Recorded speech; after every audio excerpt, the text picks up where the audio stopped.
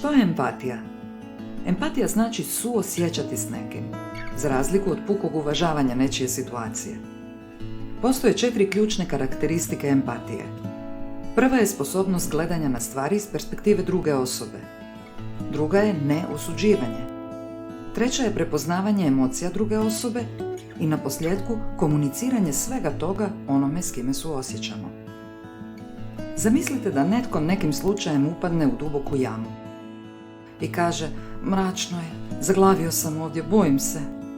A na to netko drugi kaže: ej, ne brini, evo me, silazim.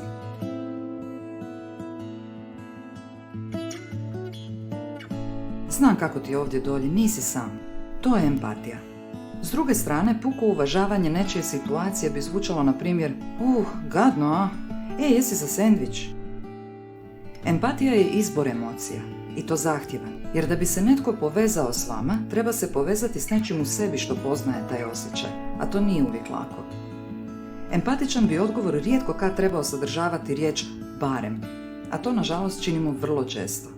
Kad netko s nama podijeli nešto bolno, imamo to potrebu ublažiti i to činimo na krivi način. Na primjer, izgubila sam posao.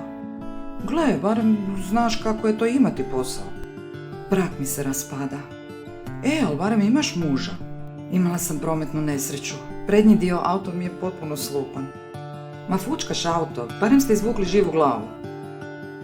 Kad smo suočeni s teškim razgovorom, često stvari pokušavamo promijeniti nabolje.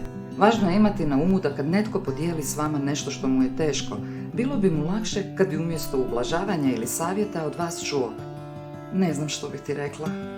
Ili: to je stvarno grozno, baš mi je žao što ti se to dogodilo.